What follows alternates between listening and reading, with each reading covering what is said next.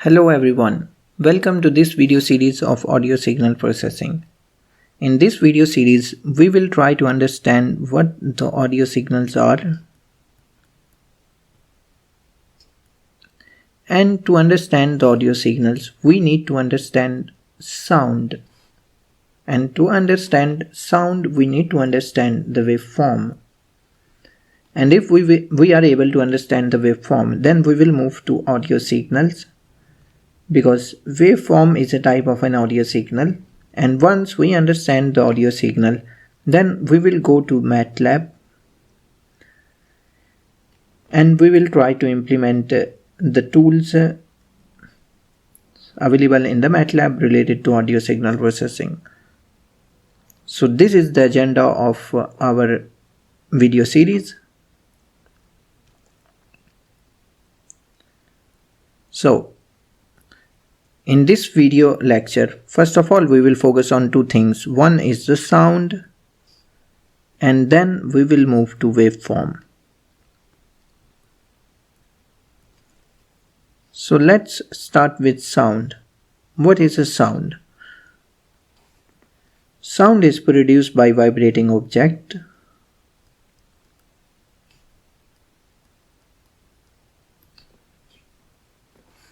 The vibration causes the air molecules to collide with each other.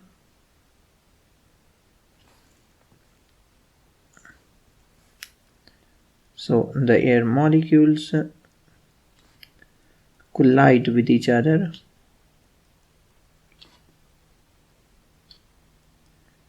due to vibrations, and due to these collisions, the air pressure changes, and due to change in the air pressure, a waveform is generated. This waveform is nothing more than a numerical vector, a numeric vector you can say. So we will see that how we move to this vector. This is the basic definition of the sound. Let's move to the mathematical perspective, that how this numerical wave is generated. So let's say you have this atmospheric pressure, which is constant around some number, and when the air molecules collide, there is an oscillation which happens like this. And why this oscillation happens? There are actually two phenomena which are happening here. And what are these phenomena? One is the compression.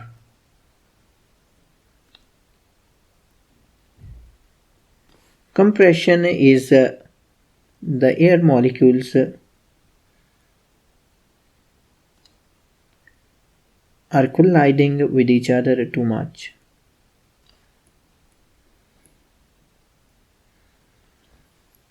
So this is the compression. The air molecules are colliding with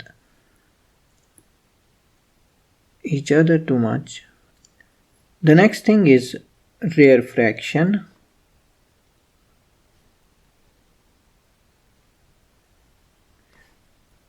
So it is an opposite, in which the air molecules are not colliding too much.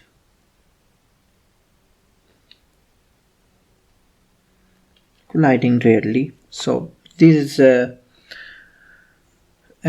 how the waveform is generated. So now we can look at the next thing, which is maybe just a moment, sorry.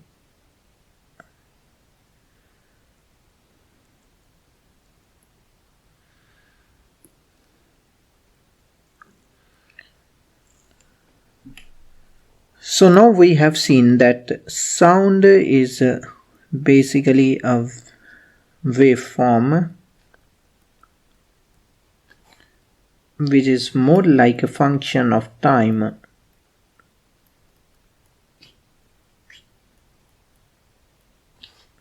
And if it is a function of time, then it is a numerical vector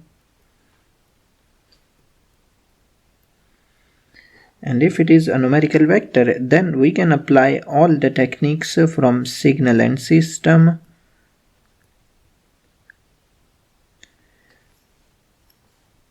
to analyze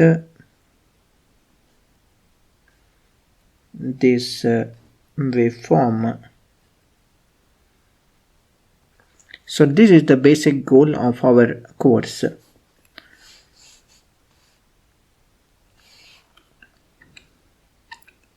Let's move to the next step, which is let's see a few more things related to this waveform.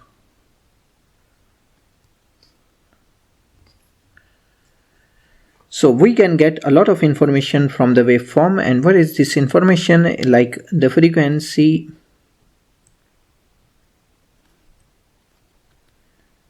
the duration, or the intensity. These are some of the things that we can look at in the waveform. So sound is a waveform. So we can say that this waveform can be described in different ways, like a periodic signal or aperiodic signal, or we can say that it is a simple signal or a complex signal, everything. So I mean, we can apply everything from signal and system in this waveform to this waveform. So the next thing is, let's look at an example of this waveform, because we say that this is a function of time. So let's take an example of a signal which is a sinusoidal with amplitude A, with frequency f and time t, which is independent variable, and phi is the phase. So there are few important things here. One is this amplitude.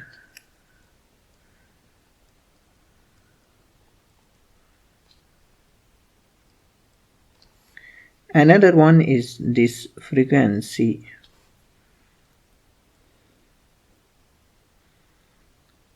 Another one is this phase. So basically, phase tells you the starting point of the wave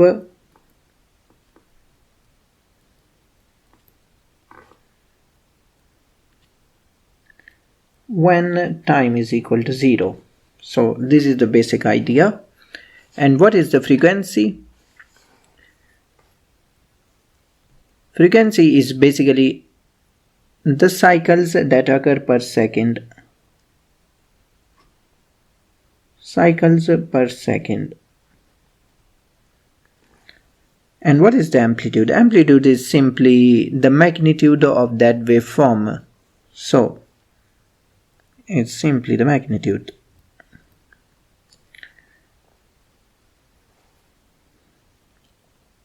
So higher the frequency, higher will be the sound. High frequency, high sound. Why? Because high the frequency, there will be more rapid vibrations of air molecules. As a result, the sound will be high. And high the amplitude, the louder will be the sound.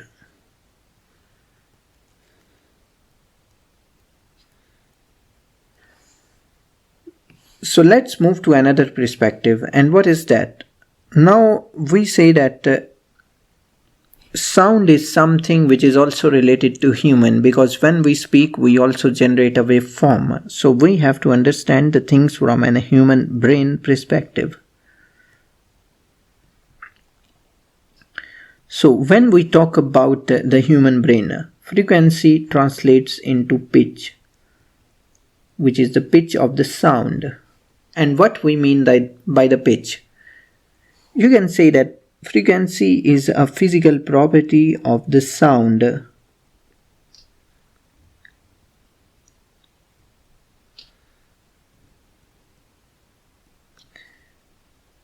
And pitch. Pitch is something which our brain perceives as a frequency.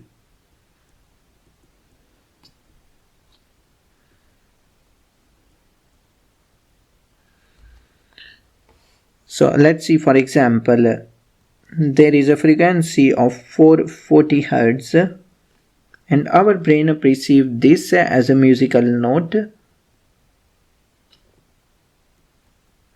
which is A4, and we will see in the later section that what I mean by this.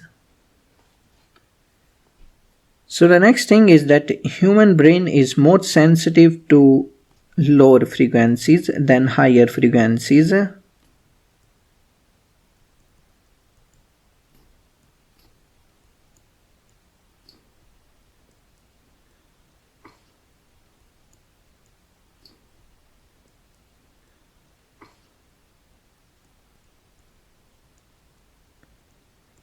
And what I mean by this, let's say you have a frequency of 100 Hz and you change this frequency to 200 Hz. The difference here is 100 Hz. And let's say you have another frequency which is 1100 Hz and you change this frequency to 1200 Hz. So the difference here is also 100 Hz.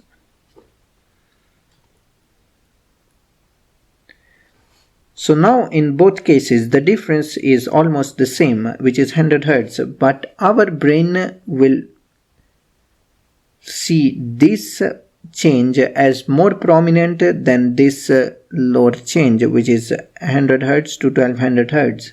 This is because our brain is more sensitive to the lower frequencies than the higher frequencies, and also our brain don't perceive the change in the sound frequency in a linear way. It perceives in a logarithmic way.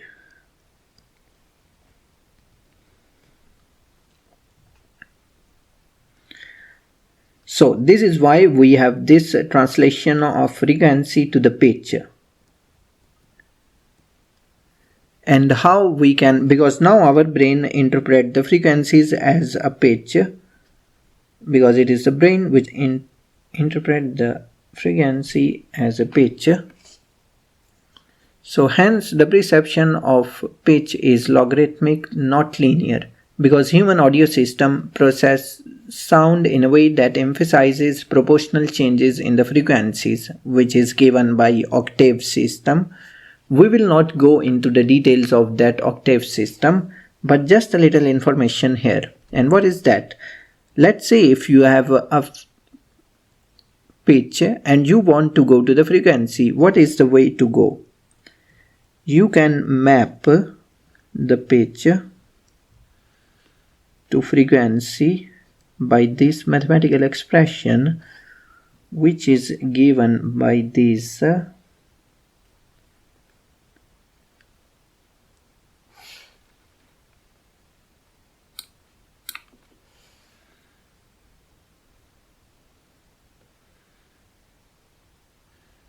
So here N is basically an MIDI note, which is basically a pitch number given to you. We will not go into the much details of this.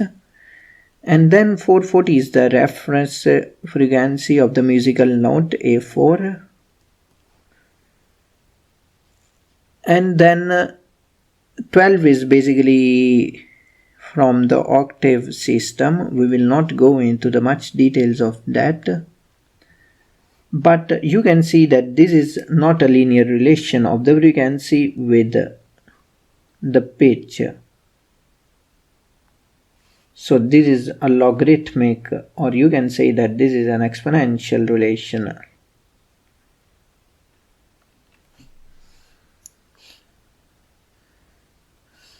So let's talk about the next thing, which is the complex sound.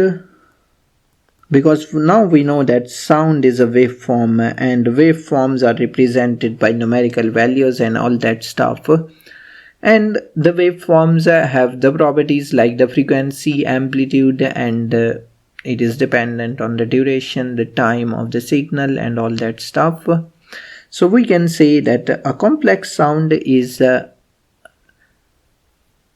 sound which consists of multiple frequencies that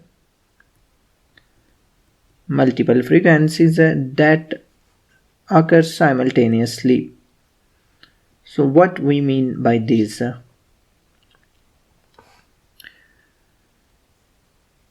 And why we are especially talking about complex sound?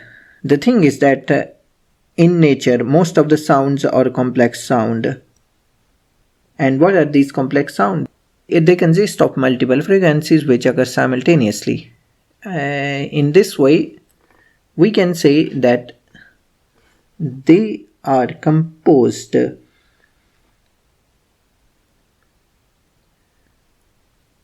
of different sounds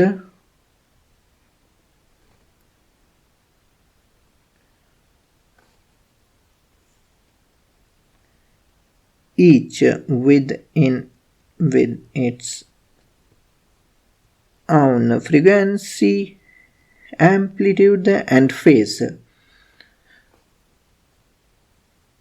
And another thing which is very important here, which we need to understand is that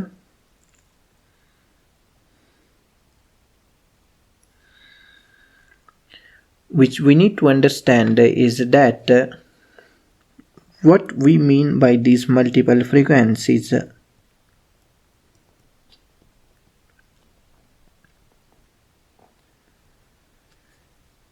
These multiple frequencies are basically frequencies which consist of one fundamental frequency plus harmonics. And what are harmonics? So harmonics are basically integer multiples of fundamental frequency.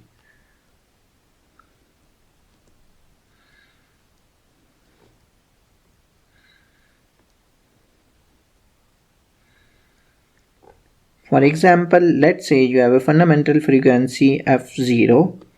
So then the integer multiples are 2f0, 3f0, and you can go on in this way. So now we know that what are the complex sounds and all this stuff. We can say that if we add simple sinusoidal waves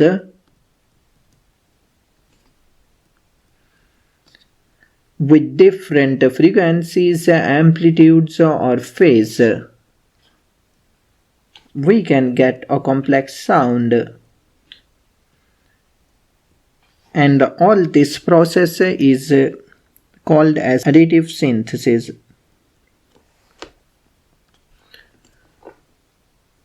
So now we know that what is a complex sound, how they are made and all that stuff. So we want to analyze these complex sounds in MATLAB. And if you go to the Signal and Systems, SNS, you will see that there is a tool which is the Fourier transform. So we can analyze the complex signals by using the tool in the Signal and System, which is a Fourier transform. And what is this tool? It is basically a mathematical tool. It is basically a mathematical tool, okay, and which breaks the complex signal into its sine waves with different frequencies.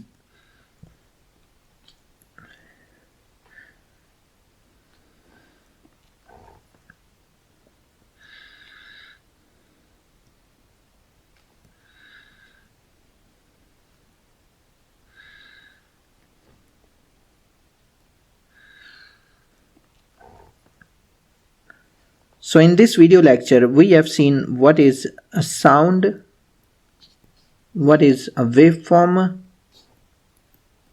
and how from waveform we can go to the audio signal.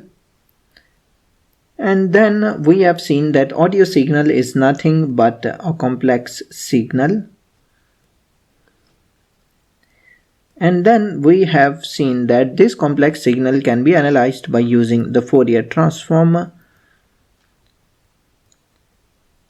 because this audio signal is made up of complex signals which are sinusoidal signals with different frequencies, phases and amplitude. And the Fourier transform break these complex signals into each frequency component.